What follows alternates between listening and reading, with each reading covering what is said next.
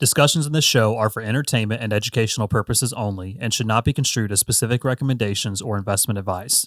Always consult with your investment professional before making important investment decisions. Securities offered through registered representatives of Cambridge Investment Research, Inc., a broker-dealer and member of FINRA and SIPC. Advisory services through Cambridge Investment Research Advisors, Inc., a registered investment advisor. Cambridge and neither SmartPro Financial nor Bridgeway Wealth are affiliated.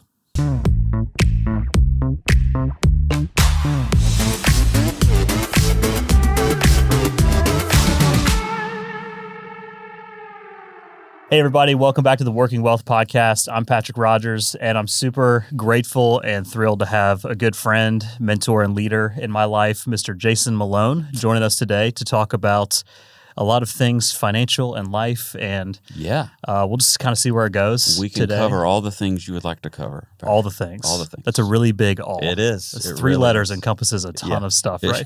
Yeah, so, that's exactly right. No, but I'm really glad to have you, Jason. Yeah, man. For anybody who doesn't know Jason, he is the directional pastor at Fellowship Greenville, the church that I grew up in, and we are currently members, and just so grateful for the leadership and the ministry at that church and what we get to support and be part of. But just want to start out, Jason, tell people a little bit about yourself, maybe the background. We can go back my background as far as I want to go. As far as you want to go back, I was born in 1975. I wasn't going to put a year on it. Yeah, it's fine. But I'm you're welcome to do that. I'm turning 50. I'm embracing it. I'm turning 50 in a couple of months. Really? The big 50. I did not know that. I know, because I don't look... Not a day over 32. Thank you. I appreciate that. I set you up. I teed it up and you hit it. Yeah. Thank you so much. I can only hit it here. Yeah, that's on fair. the golf course. It's a slice. Also it's fair. 100% a slice. Well, if you want to know a little bit about me, if the people tuning in and listening today want to know a little bit about me, that is a part of my story. I love golf.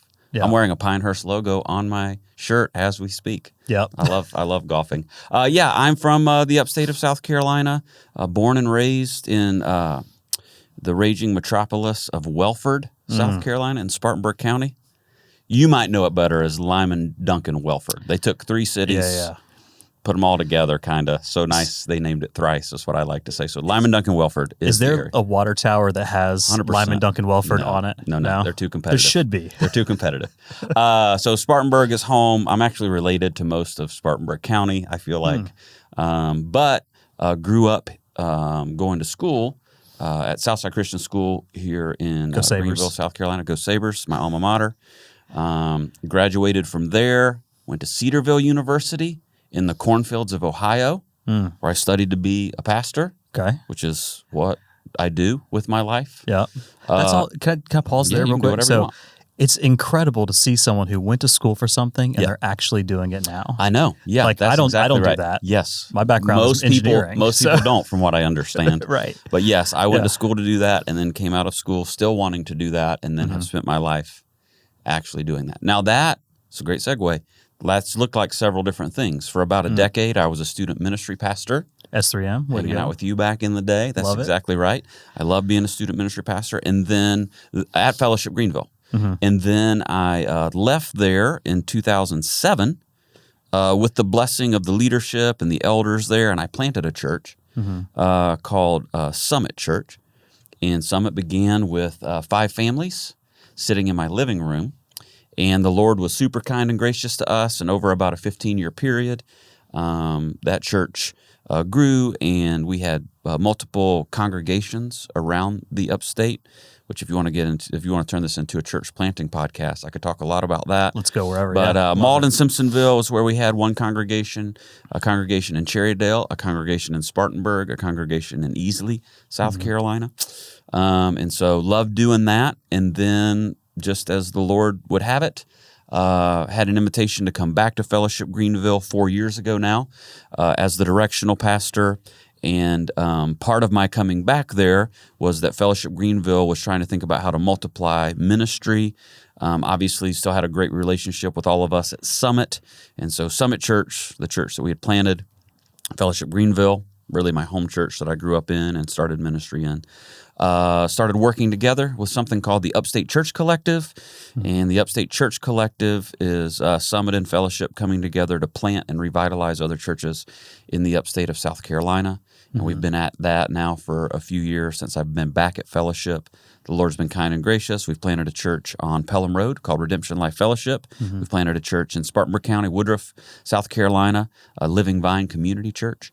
All the while, Fellowship continuing to grow and starting a new congregation as well in the Adams Mill area. So yeah, we've been really busy. That's my background. It's ministry focused, and I love it. I feel really blessed. I'm married 25 years. Just celebrated our 25th wedding anniversary. My wife Jen, who I met at Cedarville, she's originally from Detroit, Motor City.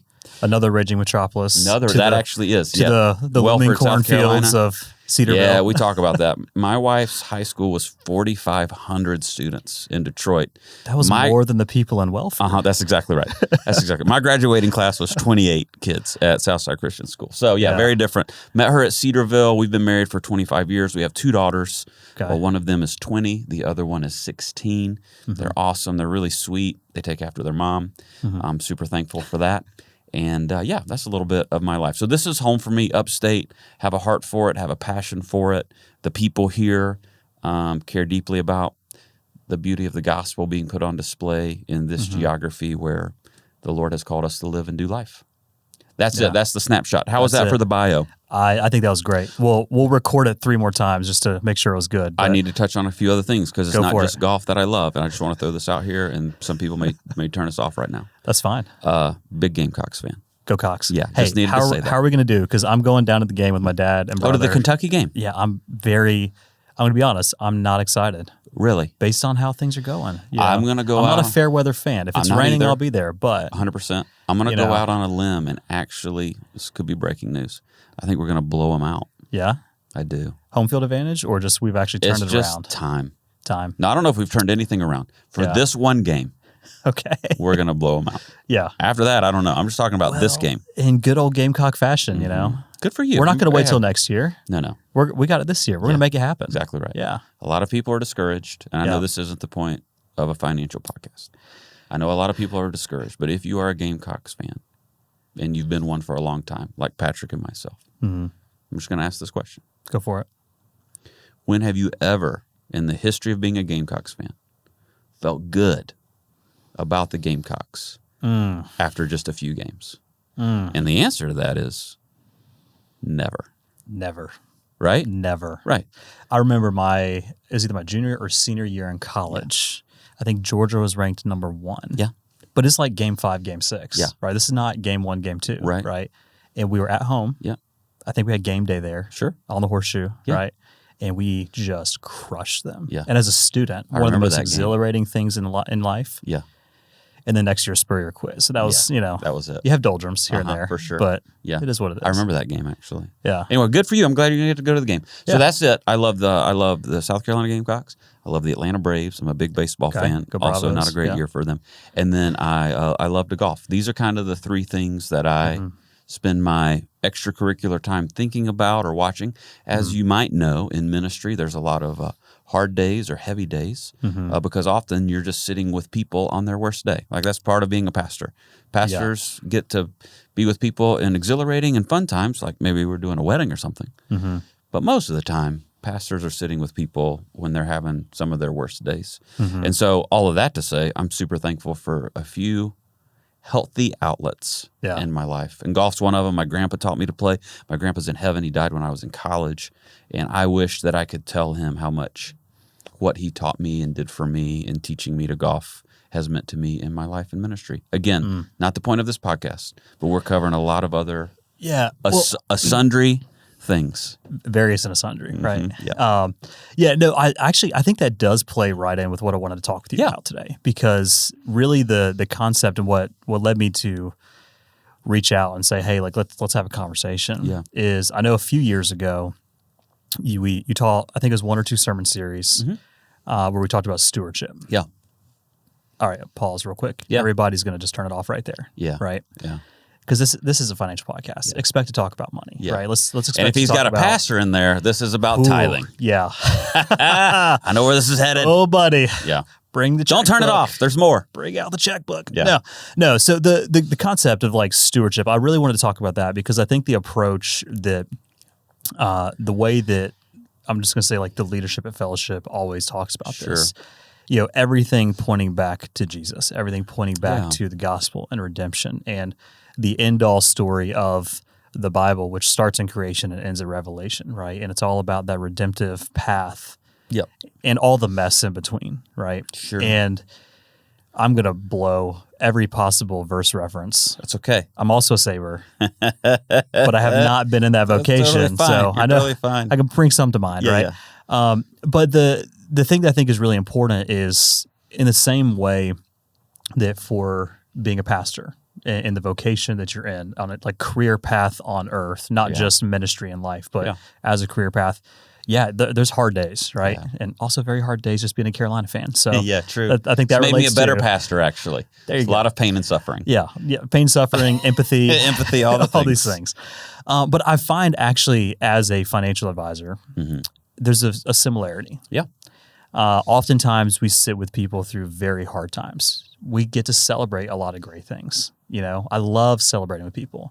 Oftentimes the celebration is just getting a different perspective on how to view our money and find how we could or should maybe change our thinking or practices or behaviors to achieve a better result, here on earth with our finances. And tying that back into like the stewardship concept, the thing that I love the most about the way that it's been taught is more of this thought of like stewardship of life. Yeah.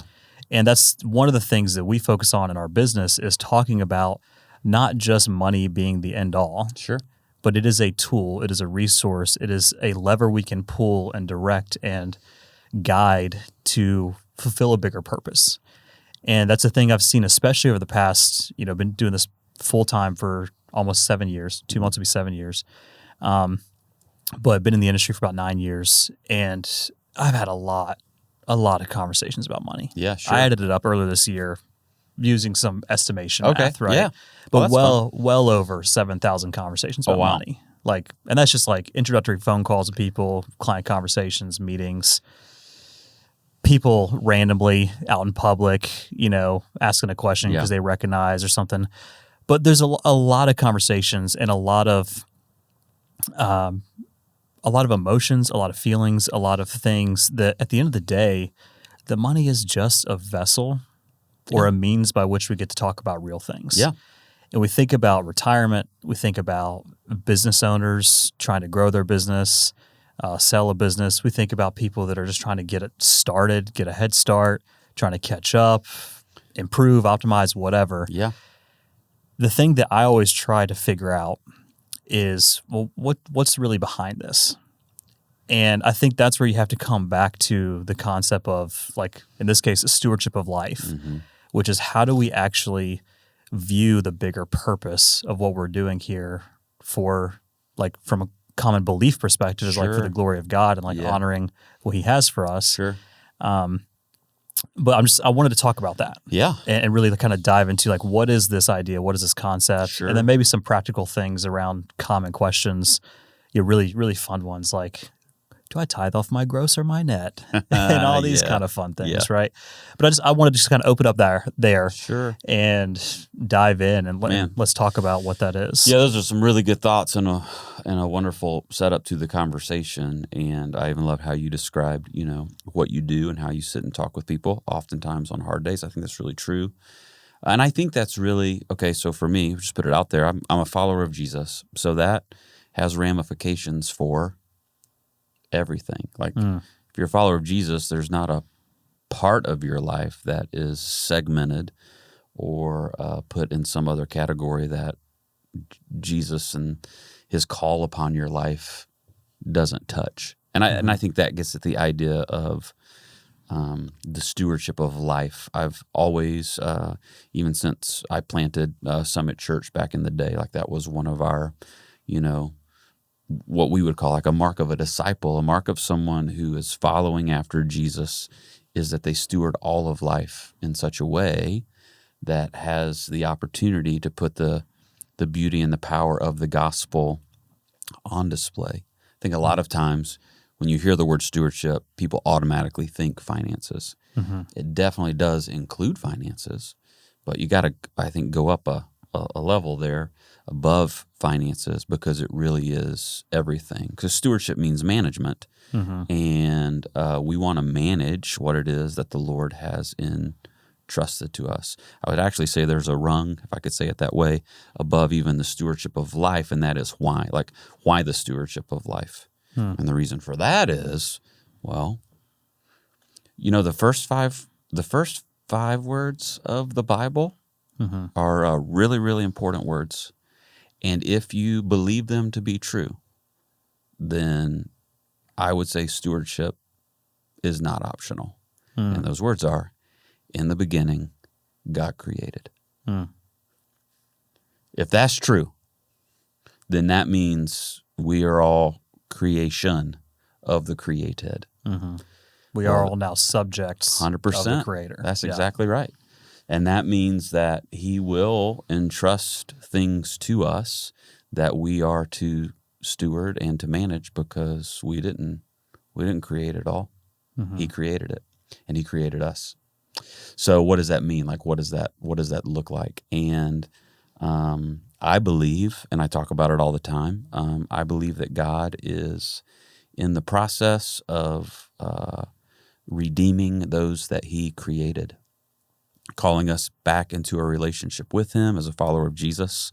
That means I believe that Jesus is the way. Like, were it not for Jesus, it wouldn't be possible. Because of Jesus, it is possible for the created to have relationship with the Creator.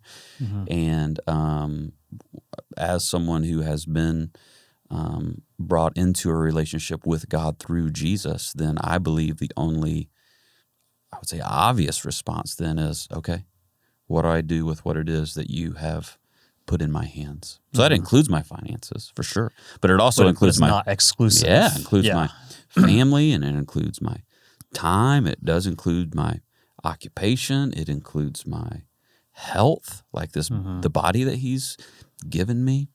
It encompasses all of life. And I think as followers of Jesus, I'm going to come back to that over and over again, because there is a watching world. And when the world observes us stewarding what it is that the Lord has entrusted to us in a way that puts the beauty in the gospel on display, then they get to go, there's something different about how you're handling your money, how you're raising your family, how you go about your job, how you take care of yourself physically. Like, what's that about?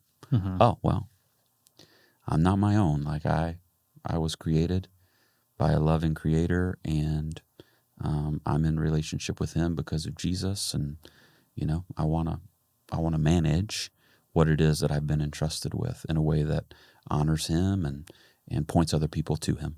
Like, that's the big idea behind the stewardship of life. And so for pastors in particular who may have reputations, and sometimes it's fair, like some people have grown up in churches where I just really think pastors abused how they talked about money and talked about the tithe, and weren't biblical, and the health, wealth, prosperity stuff that's out there. I mean, there's a lot of stuff that, has really sabotaged what I think is the true biblical teaching on generosity, on stewardship, and that sort of thing. And so I think when you can bring it up more and go, no, like, we can talk about finances. That is a piece, but that's not the only piece. Let's talk about the whole thing. I have found that people who are maybe a little skeptical of, all right, we made the joke at the beginning. All right, well, he's going to talk about, tithing or whatever. I think it allows people to lean in a little bit more. And I think maybe that's part of what you've experienced when you say, I appreciate how you guys talk about it at the church. Even as a finance guy, I think what you appreciated about it is it includes finance, but we're not just talking about finance. Right. And that allows people to lean in, to go, okay, I actually want to examine this across all the areas of my life. Because there could be a lot of people, and there are a lot of people, who steward their finances well. But you start talking about the other stuff, and they're going, Yeah. Oh, yeah. So, and I think that's the, what is it, the Spirit, the Holy Spirit? It's not me. I'm not convicting anybody or anything like that. Like, what's the Holy Spirit going? That's a part of your life that I still want to shape to put the beauty of the gospel on display. That's what I want to shape as you continue to grow as a disciple of Jesus. So that's the overarching thought for me behind, the stewardship of life. I love the way you just broke that out. Yeah. And I think of so many correlating examples of that. And you actually kind of threw one out that I was going to say is, it's very easy. And this is kind of the path that I can lean towards too much and has been consistently revealed to me, especially as of late, is you can be so shrewd and diligent and act as a good steward of some areas. And feel like you're okay overall, when in reality you're disregarding all of the others. And I think about there's a lot of different versions of like the wheel of the different spokes of your life. You have like the faith, family, fitness, finances. You have, Ramsey has his wheel around like business and EntreLeadership, and you have Ziegler has his stuff. Like you have all these different spokes on the wheel.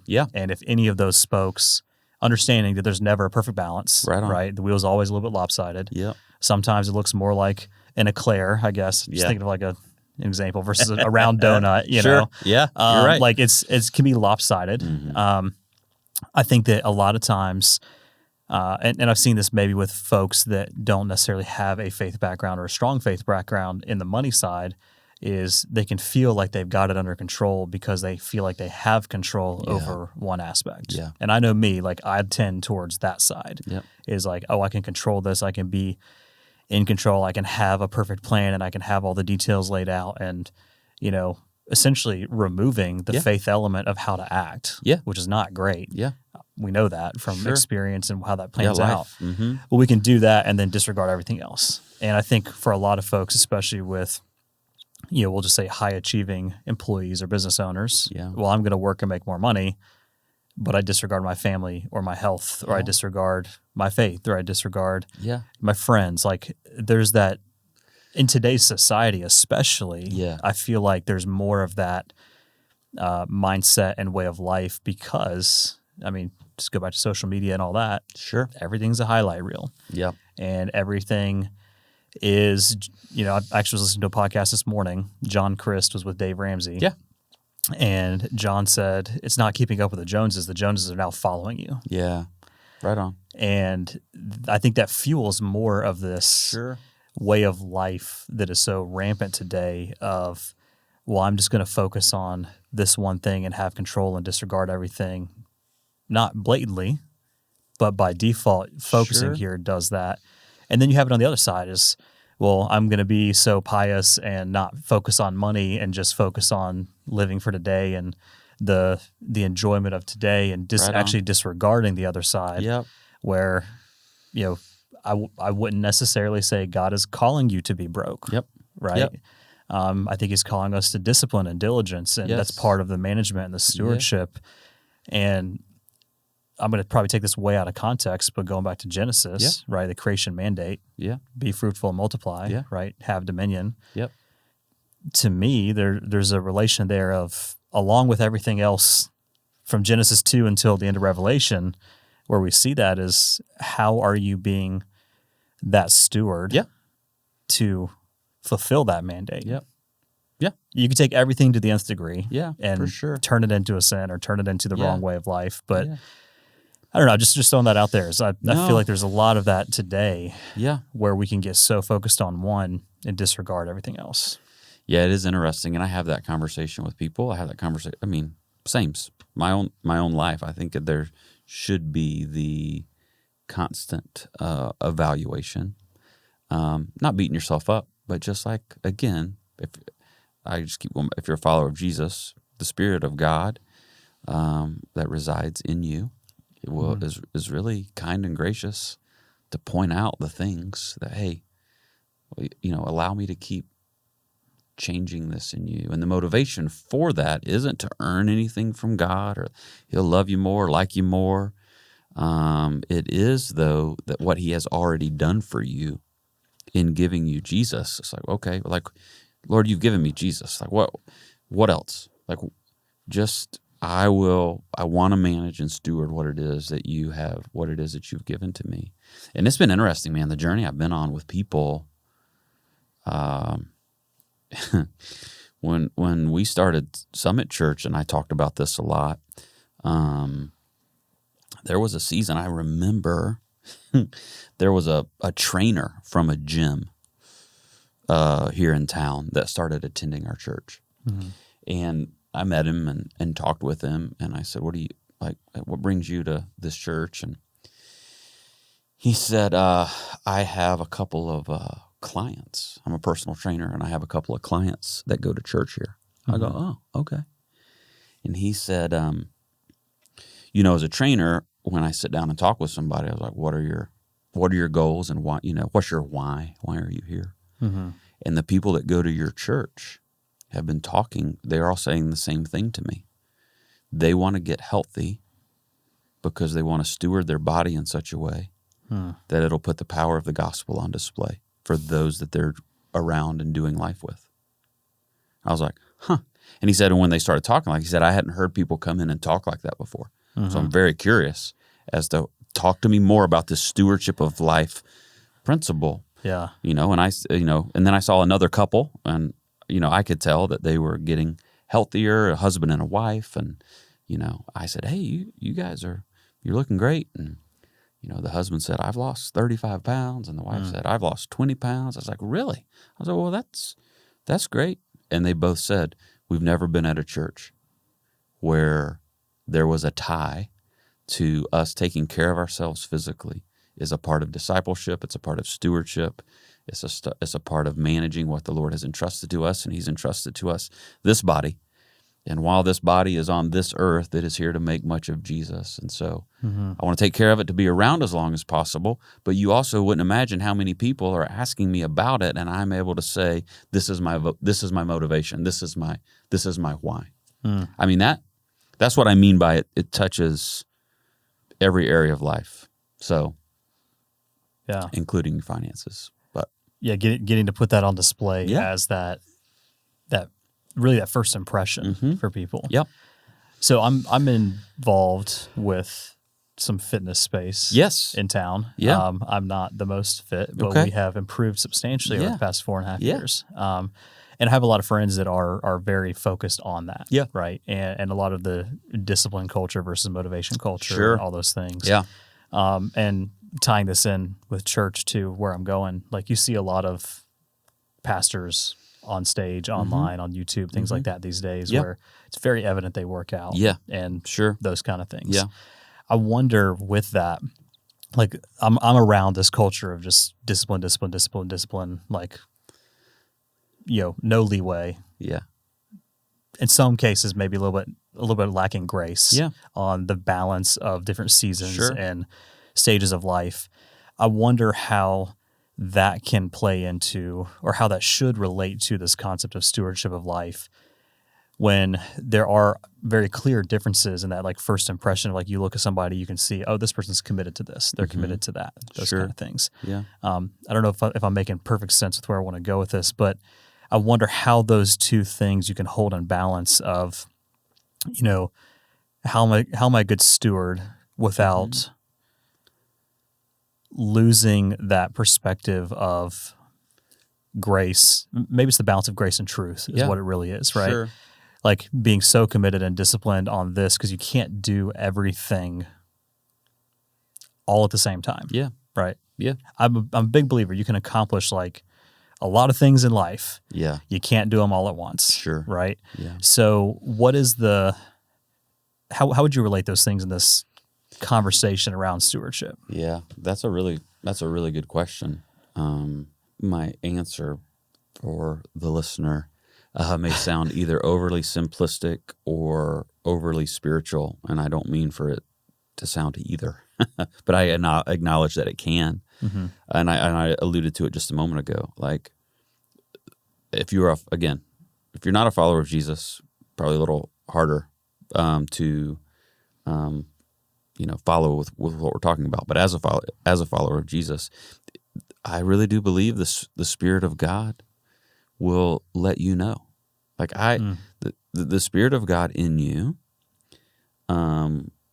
is really great at letting you know when you're making it about you. Ooh.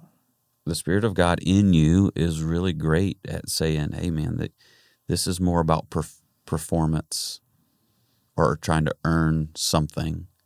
And not always earn something from God. Like, you got to ask that question. Like, am I doing this to earn other people's favor or for them to think about me in a certain way or whatever the case may be? And so, I think the most important thing, even before the stewardship of life, is our own personal walk with the Lord, regularly resting, being quiet long enough in a world that is so busy with all the things, being quiet long enough to hear from the Spirit. I call that being. There is doing. As a follower of Jesus, there is doing. The stewardship of life is doing. All of those. The stewardship of life is a do thing. But we can only truly do from a place of being. If you do without being, the only two ditches that you will inevitably run into is burnout or hypocrisy. You're either going to run it in the ditch because your motivation's all jacked up, or you're going to be found out to be a fraud. And if you're being and there is no doing, then I would lovingly suggest you're not actually being. The being will, the true being will lead to the stewardship of life. Now, you can do that from a place of, and this, I know it sounds so opposite, but you can actually do that. You can be, and then you can go do, and you can do from a place of rest. That allows you to ask the questions that you're asking about, all right, what does balance in this look like? What does grace in the midst of what the Lord is calling me to do from being with Him actually look like? And I think the Spirit of God speaks to those things. So I don't know if that's the answer, but that's how I think about it and process it and talk with other people about it. Yeah, I actually think that's a great example. Yeah. As you started to talk about it, kind of reminded me of like a bowling lane. Yeah. Right? You have the gutters on both sides. Yeah. And unless you are focused and in it, yeah, right, you're going to end up in one of those. Yeah, that's right. Right? And you develop the skill over time. Yeah. To get the ball down the lane the right way. Yeah. To hopefully get a strike. Yeah. But sometimes you're going to get a spare, or knock one or two, that kind of thing. Yeah. No, that's an incredible thought. So the being leads to the doing. Yeah. And without the doing, the being's not really there. Mm-hmm. And the doing without being is that hypocrisy or burnout. Yeah.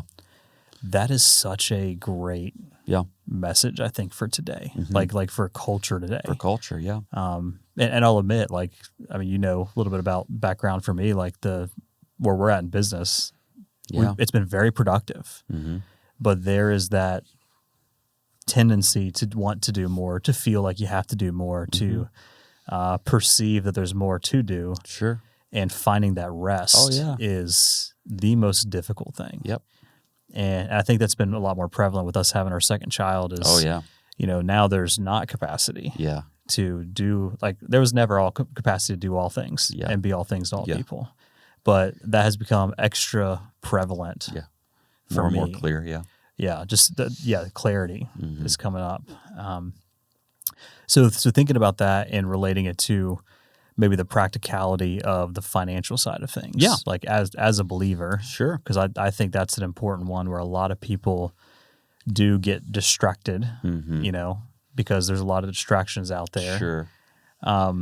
If you had to go back to that creation mandate, and in this context or this vein of having the being, that higher level to lead to the doing, why do so many people in the church just not get it?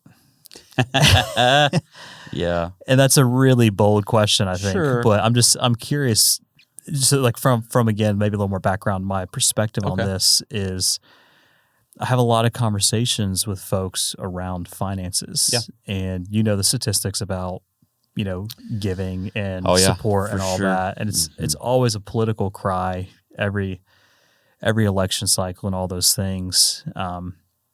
What is it that leads us as people, as fallen, broken people, to just hold on Yeah. and never actually experience the beauty of the doing Yeah. of like giving Of or giving. supporting or like being generous? Yeah. Yeah, there's a lot there. And honestly, I don't know if it's I think there's different reasons for different people. And a lot of that is based off of you can't separate upbringing, past, what Yeah. they've lived in. Nature and nurture is real. All that sort of thing, Yeah. for sure. If you were to make a broad sweeping statement, it would be, back to Genesis 1:1, it would be that the created thinks that they actually are the creator, and they get to call the shots. I mean, that was at the heart of the fall, right? Mm-hmm. So, it was Satan saying to Adam and Eve, Did God really say? Doubt. Yeah. Trust. Yeah. Did God really say that? Is God really good?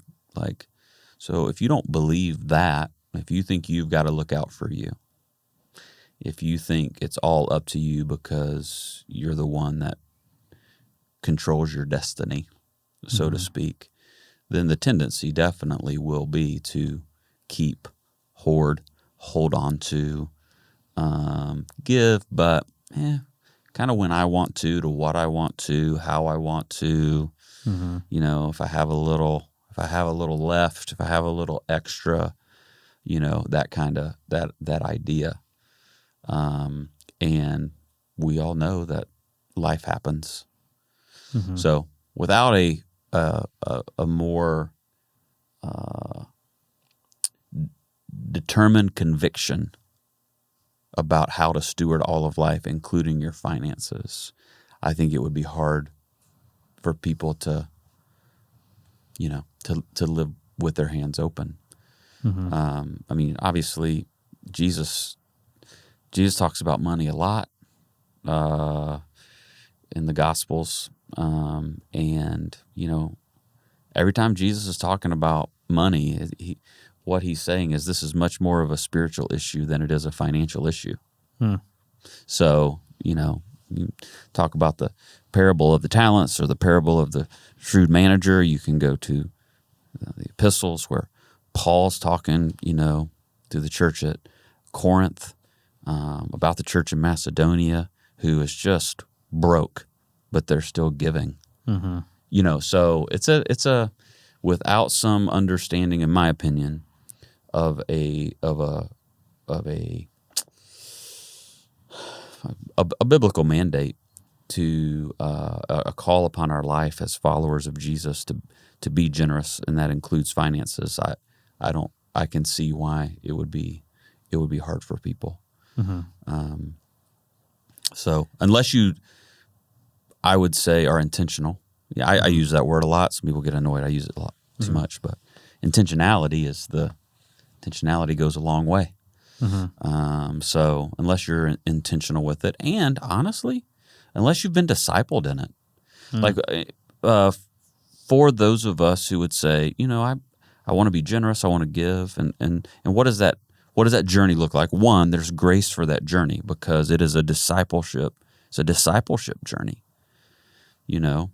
Somewhere along the way, for most people who are generous, and generous doesn't equal an amount. And generous doesn't mean that's something I do once I get to some level. I'm a big believer in just generous with what you have, no matter what you have. Are you generous with it? What does that look like? For most people, that's because someone modeled that for them. Someone taught them about that. Right? So when you talk about discipleship, you talk about all these other things. Yeah, someone at some point in my life came along and taught me about the importance of Scripture and even how to read the Bible and get stuff out of it, or what prayer life looks like, or journaling, or fill in the blank on. Some people use the terminology spiritual disciplines. These things that we've grown in, and there's grace for all of that, and there should also be grace for the journey of generosity and the discipleship of generosity, and taking people and like actually walking with them towards that, which is a huge piece of like what you do even at our church with financial peace. Like that's discipleship. You're discipling people towards financial freedom, allowing them to live generously. So yeah, I think that's the big piece of it. Try not to be overly discouraged as a pastor. First of all, I think our church is an incredibly generous church. Now, the question I will ask sometimes of our people is, are you a generous Christ follower? Because generous Christ followers equals generous church. It's easy to be a part of a generous church and say, yeah, we're so generous, but you're not. And you can ride, that's sometimes tough, right? Yeah. You can ride the coattails of other people's generosity. Which I think you see that in a lot of places in culture. Oh, yeah. But staying focused on the church side of things, like, yeah, I think I'm going to say it's probably a well-known thing, or I hear this from people through daily life is, oh, you go to Fellowship. Oh, it's a pretty affluent church. Like people will say that kind of stuff. Yeah. And I hear that, and I feel like sometimes people say that maybe with a little bit of disdain or like dejection in their commentary. Yeah. And I hear that, and I think about, well, God has given resources. Yeah. And there's no rhyme or reason that we can specify for how resources have been distributed amongst creation and amongst people. Yeah.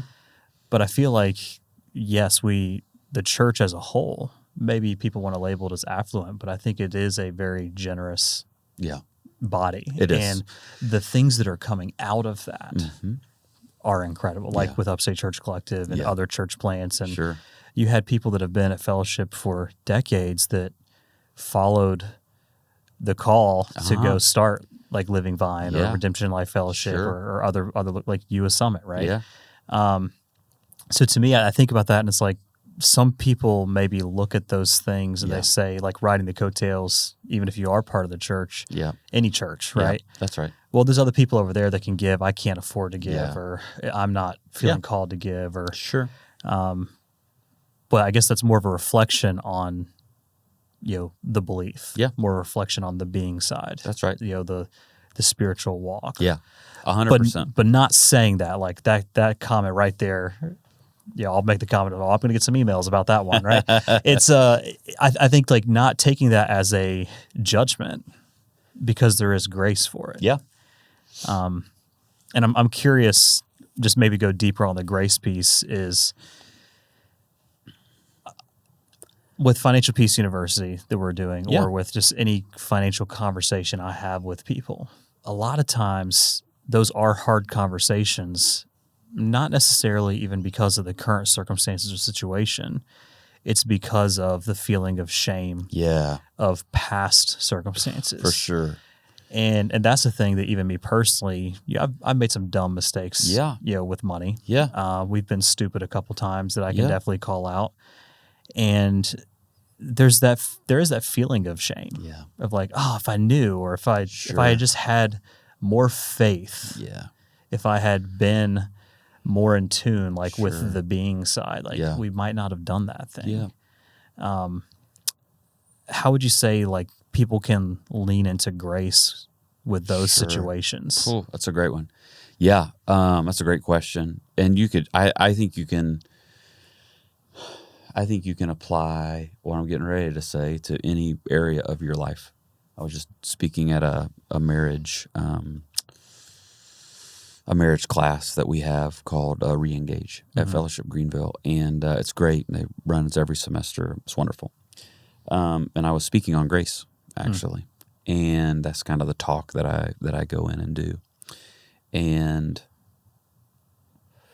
I share in there that I am confident of two things simultaneously as a follower of Jesus. The first thing I'm confident of is that Jesus actually does love me. Like, that's not flippant. That's not pastor Sunday school speak. I really do believe that God loves me, that he cherishes me, that he sings over me according to Scripture, and there's because of Jesus. And so there's nothing that I can do that will make him love me more. There's nothing I can do that would make him love me less. So I believe that wholeheartedly. And at the exact same time, I'm also equally convinced, not only of his love and care for me, I'm equally convinced that I've got gaps.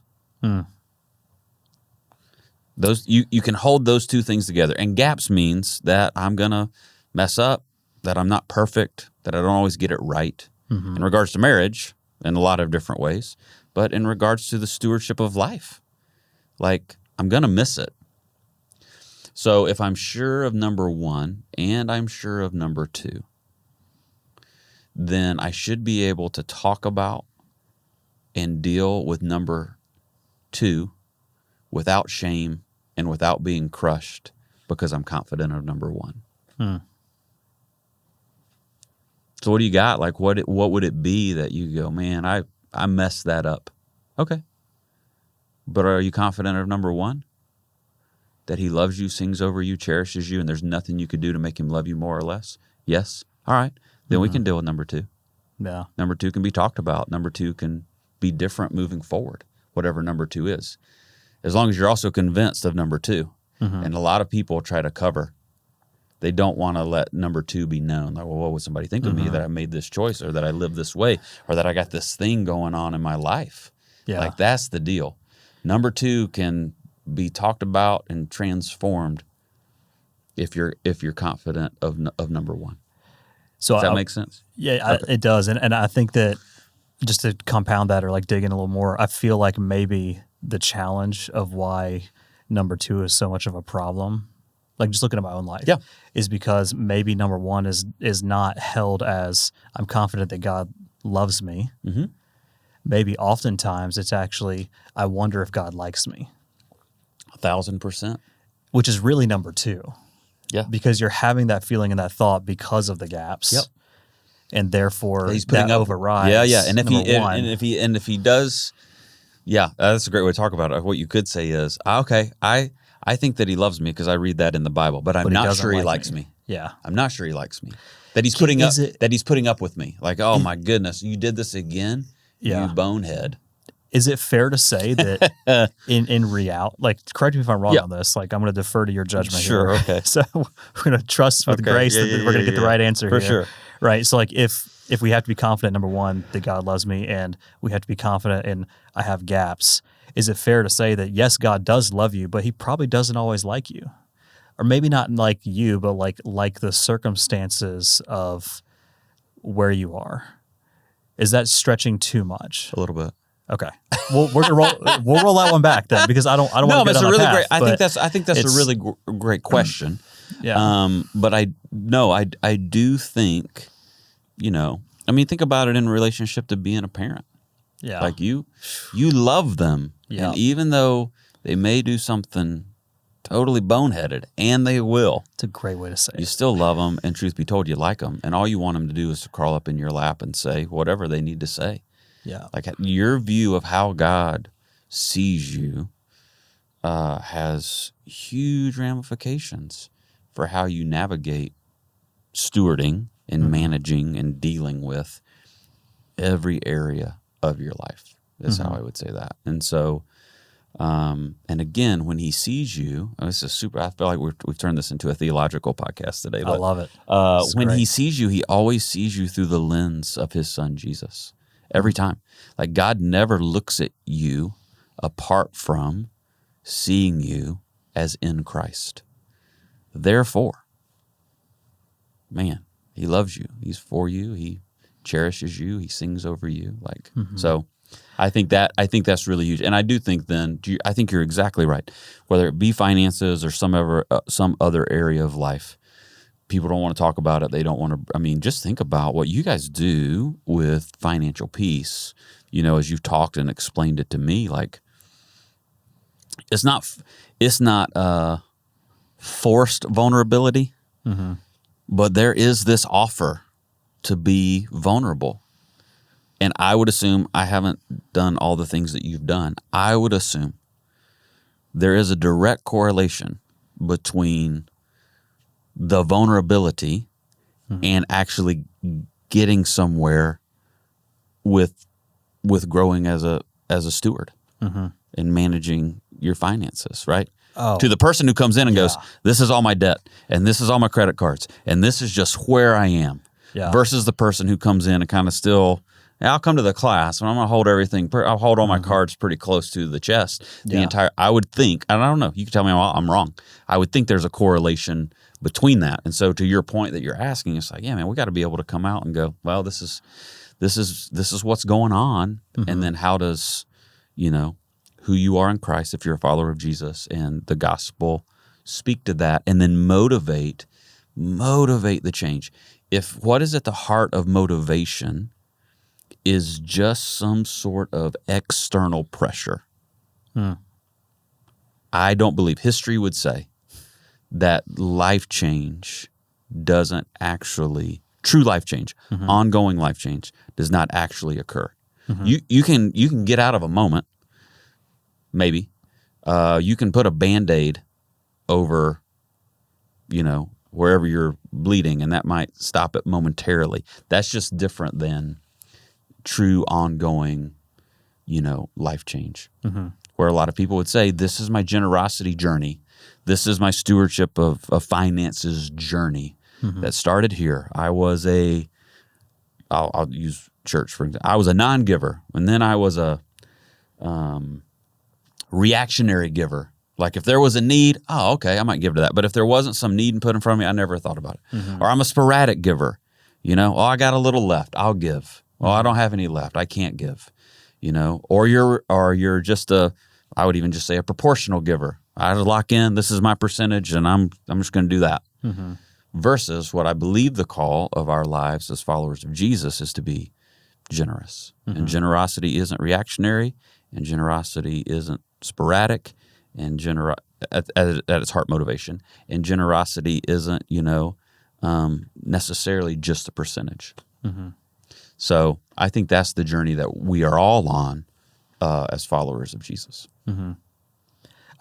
Tell me if this word describes that last one well. I would call that a cheerful giver.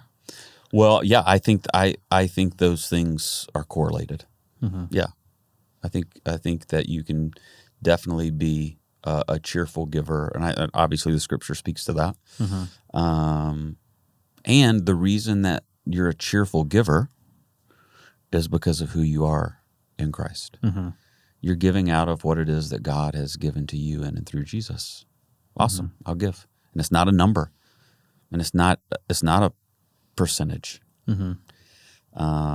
So which by and all eliminates the question of, in my opinion, it eliminates that question of, well, what is the right answer of gross and net, and what is the right answer of I don't have enough, and what is the right answer of, do I give to the church, or do I give to other causes, or do I give for tax benefits, or like all those other things to me are secondary. I 100% agree with you. And I know the heart posture. You could have some other pastors in here who would want to get into the gross net debate with you, but I never have. I don't think that's... I don't care about it personally. When I have clients ask me, I just say, well, hey, like, what is your motivation? Yeah, that's right. That's right. Like, and it's, there's a lot of really cool, fun, creative tax things we can do with giving of large amounts and all these other kind of things. But at the end of the day, like if you're not cheerfully giving in the beginning, we're not going to let the tax tail wag the dog, 100%. Or we're not going to let the perception of a name on a building or whatever direct the path we go. So to me, going back one step is, or two thoughts here is, one is we created our own like personal mission statement for like my business within the business a couple of years ago. Tell me. And that is, we partner, very intentional, we partner with diligent workers, committed savers, and cheerful givers to balance the joy of living today while building and preserving generational wealth. Yeah. And to me, that encompasses all those things of, it's the diligence, it's the cheerful generosity, it's the commitment to the process to find and strike the balance, knowing that we are often and consistently off balance between these competing priorities of how do I live today and enjoy creation and enjoy the benefits and the resources God has given me today, while also trying to leave a legacy of impact and influence down the road, that generational wealth, which to me, like Proverbs 13:22 out of context, right, is not about I'm going to leave $12 million to my kids or I'm going to leave $10,000 to my kids. It's what is the way of life, the perspective, the heart posture that I'm going to actually instill into other people in my life on earth. Right on. So like to me, that's that connection of all these concepts around the financial, but trailing into everything else. And I think going back to the thought around the motivations of that path of just the giving, like you mentioned, is it goes back to hope. Yeah. If I don't believe God loves me, that's pretty hopeless. Yeah. If I don't believe that I can really make a change, like lifelong and permanent, what are we doing? And that's like, to me, that's the beauty also of financial peace and even what, Ramsey's organization has done for over 30 years. Yeah. I know, very polarizing individual.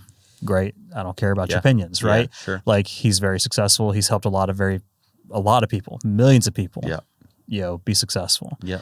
And success being defined in a lot of things, like not saying, reaching dollar amounts or whatever. Like, the life change that happens is because of the hope that is instilled. Yeah.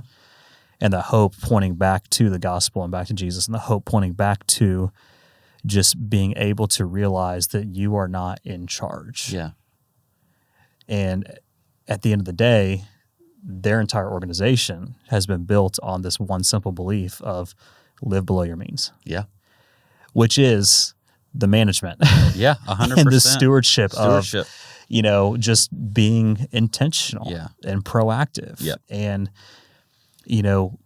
all the content that is produced between the classes, the other personalities, the shows, all of that is based on this premise of shared story. Yep.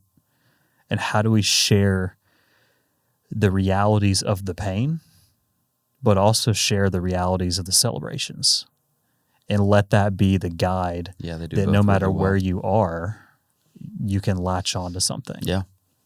Yeah. And convert that into the personal story. 100%. Yeah, that's really, really good.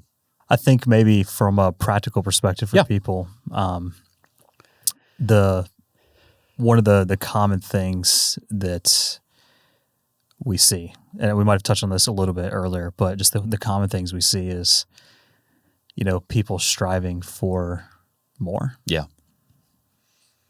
For what? 100%. Yeah. Like, where would you, like, speaking to those people that maybe they just know, like, I'm just on this path and I'm just going this direction and I'm here to do and make it happen. Mm-hmm. Like, I know we've definitely covered the heart around that so far, but from a practical perspective, what would you say to those people that are maybe just doing because they're doing?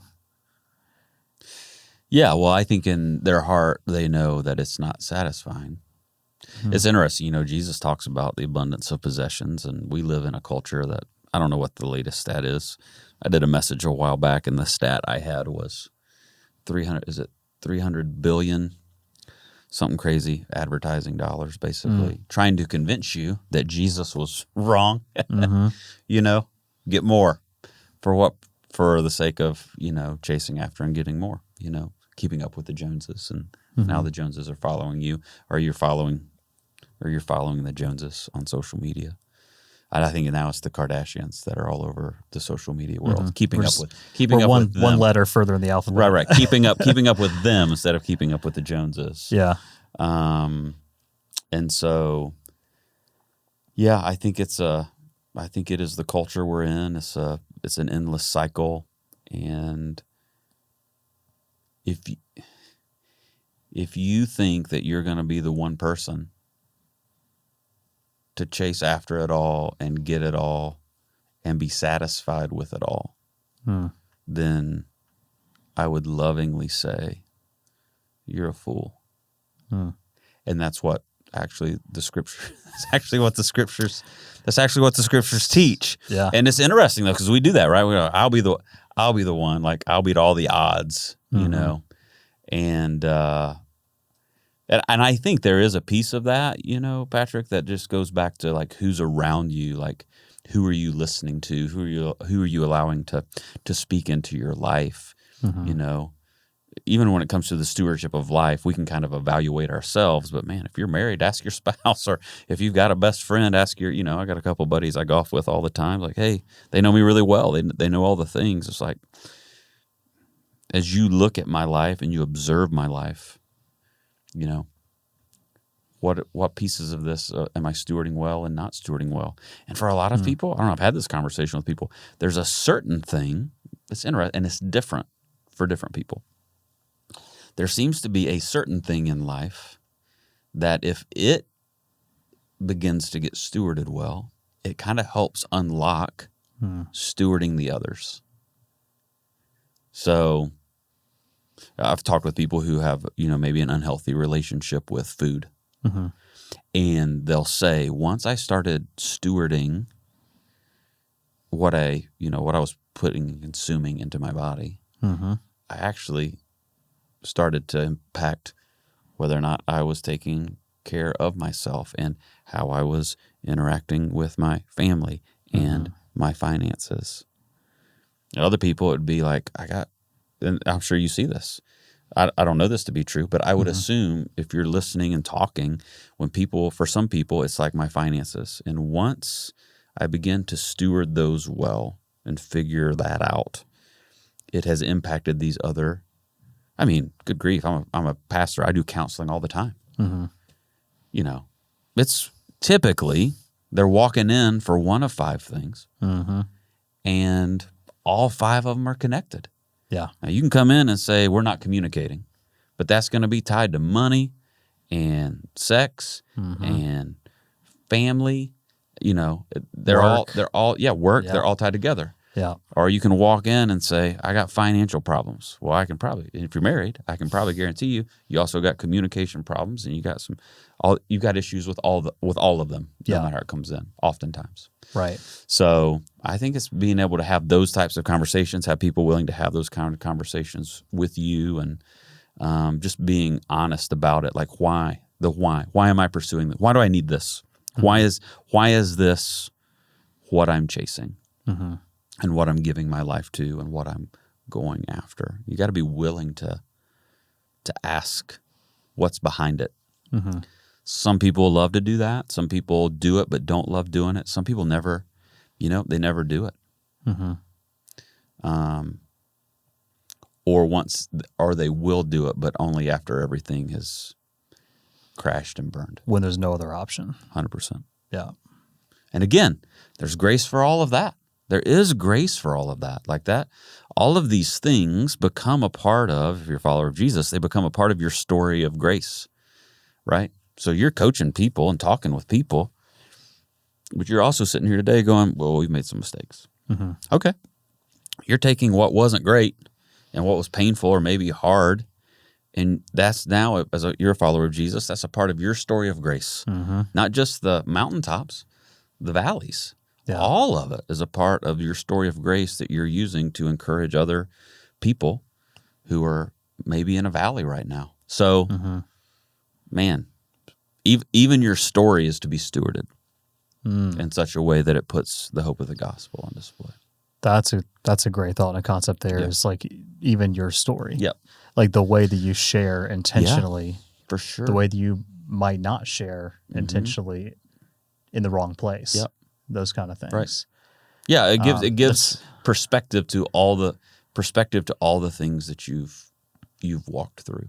Then I'll just do another real quick example. So I do marriage counseling all the time, and I think I have some things to offer. But if someone's, let's say someone's walking through a divorce or something like that, I have found that other people who love Jesus but have also walked through a divorce,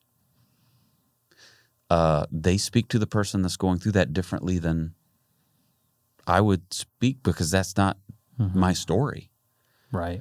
And so I think that's the cool part. Like these people that are finding freedom through financial peace, they become the champions of telling other people about financial peace because it's a part of their story.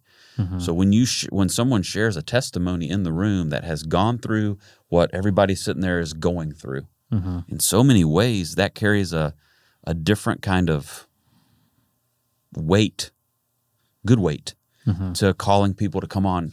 You can do this. And so I think it's even Yeah. the stewarding of your story, of which as a follower of Jesus, I think Jesus is always the hero of. Right. So Yeah. No, I love that correlation. And it's interesting, like even in our business, so Smart Pro Financial being the company I'm part of, we have like 105 advisors right now nationwide. Yeah. And the unique like niche, if you will, is we're the largest provider of endorsed Ramsey advisors. Okay. So like the Smart Investor Pro program, like we're very close with the organization because we believe in the principles and the values and the process. Mm-hmm. And the thing that has really caused tremendous growth for our firm as a whole over the past 7 years. Number one, it's God's providence and generosity. We're not going to disregard that in any way because we know none of this with all the challenges and all the trials that all of us in the company have been through in the past few years. Only by His grace can we be where we are. But thinking about that with the growth of adding new advisors to our company, we're very unique in that we don't really have other advisors at other firms that come over. Yeah. Our number one recruiting pathway is current clients, really, or Ramsey fans who have experienced the benefit and they want to share and help other people. Case in point. Yeah, for sure. It's just, in a way, it's evangelism, right? Yeah. Around a certain belief or philosophy, those kind of things. And to me, I think that has actually led to a lot more growth for me personally from a faith perspective, is getting to be a part of that and see that. And, I tell people all the time, our business it's really ministry first. Yeah. We just get to talk to people around money. Yeah. But I've done more marriage counseling than I ever thought I would have signed up for, Jason. Yeah. And it's funny. I kind of joke about this with people is if I have a couple that's getting into like a spat at the conference room table in my office or on a Zoom call. I usually just kind of let them percolate for a few minutes and, maybe like rein it in here and there. But then after they kind of settle down and they realize, oh, we're probably being ridiculous in front of Patrick, I'll just kind of lean forward across the table and say, hey guys, respectfully, I do offer marriage counseling, but I charge a lot more for it. A lot more for that. That's hilarious. But it's just, it kind of resets. It's like, hey, well, we're here about money, but at the end of the day, what's going on? Yeah, that's it. Like, why do we want to do this? And I really love to crack on all the messages and ads that you see all day, every day of typically what it is a older 50s to 60s white couple walking on a beach, hand in hand with their grandkids in tow. That's the picture that these massive insurance and investment companies use to try to sell retirement services or fly fishing services. with your grandkid. Yeah. Huh. Oh, yeah. Yeah. Maybe there's a Viking river cruise somewhere or there's the golf course. I love it. And I love to crack on those because, out of all the people that, like just me, like I've been able to walk with, like been blessed to walk with on this journey. Yeah. That's not what they want. Yeah. They're not doing that every day. Yeah. What they're doing is they're doing more of what they were doing, which is spending time with their kids, their grandkids. Yeah. Honestly, this is a very real stat. Out of all the families I've helped retire, I've had one family not go back to some kind of work within 12 to 18 months. Oh, wow. And I think that's probably a whole other podcast episode because people are designed, like we are called, in my opinion, to be productive. Yeah. We are called, like your mission field is where you are day to day. And just sitting on a beach or being on the golf course all day, unless that's like your thing, right? You're not called to just live a life of luxury and leisure. Yep. You're supposed to be productive doing something. Yeah. And that's the conversation I love to have with people is, what are you going to do from a purpose and passion perspective now that we've done the planning? Yeah. Like those three legs of that stool, That's you have to have those. Yeah. And it's it's just not what everybody thinks it is. Yeah. Like most people, it is just doing the things they enjoy, but not the hobbies all day long. Yeah. I think of one example of a couple that I've been working with for a few years and I loved them to death. They were in a different state, retired as teachers, moved here, live near the lake. And probably like 12 months after they moved here, we're like, well, we're going to go and teach in the local schools. And one's coaching some sports and doing some substitute teaching and just the purpose that they have. And getting to see even still as the mission field, because they're believers as well, like getting to see the mission field in the schools, the perspective they get to have coming from another part of the country and seeing how different it was. Yeah. Maybe in some ways better, some ways not better. Yeah. But getting to bring that perspective and speak into the students and, teach them and coach them and guide them and just love on them. Yep. I kind of went down a path and forgot where I was going. Well, no, it still ties into stewardship of life. Yeah. It encompasses your life. Right. Yeah. There's not really, a point where, now it doesn't matter anymore, or I've kind of reached the point where I can totally check out. I'm not anti-retirement, but to your point, it's like, no matter what stage of life I'm in, I'm still called to steward every aspect of my life. Right. Yeah. And it goes back to just that Genesis 1:1, those first 5 verses, right? Yeah. In the beginning, God created. Yeah. I am a subject to the bigger purpose. Yeah, that's exactly right. Yeah. Fantastic. Great, man. Well, thank you for being here. Loved it. This was really good. Yeah, I really appreciate the conversation, just your time, you're willing to commit. I know your schedule's busy. I don't know mine. everybody else that you've had on the podcast, but if you could do a ranking of like your, let's say, top 10 favorite guest, and then let me know kind of where I am in that ranking. Yeah. I'd really appreciate it. Will that determine your willingness to come back on the 100%. show? Okay. If you give me a low ranking, I'm very competitive. I want to come back to see if I can work. So you might be able to swing the numbers a little bit, right? On the scale of best Gamecock fan, golf enthusiast guests, I'm the I one. can say we're probably top 3 right now. I love that. Well, listen, I've been on a lot of podcasts in my day, and you do a great job with this one. You're an easy host to talk to. I've had to host some in my day, and so you did great. I appreciate it for what it's worth. I think the key is just not having a plan, 100%, and just letting it flow. That's the key. Yeah. Mm-hmm. Yeah. Well, good. Well, really do appreciate your time, man. Jason. Thank you for being here. If people want to learn more about you, or get connected, or maybe learn about the ministry at Fellowship. Sure, Fellowship Greenville. Yeah, we got a website. It's Fellowship. If you Google it, Fellowship Greenville, it's out there. This is where maybe I should know the website of the church, just but Google it. It's just out there. So it's I will say, if you get on YouTube and you search Fellowship Greenville, 100%. It is the only one that pops up. That is being true. Fellowship we Greenville, are there as well. Yeah, we're on YouTube as well. Yeah, for sure. Well, great. Well, thank you again. Thanks, brother. We'll catch you guys next time. But please, if you've enjoyed the show, like, share with someone that maybe believes the same as you or doesn't believe the same as you. Oh, yeah. I think that we have a lot of great content and topics here, and we'll catch you guys next time. Thank you so much.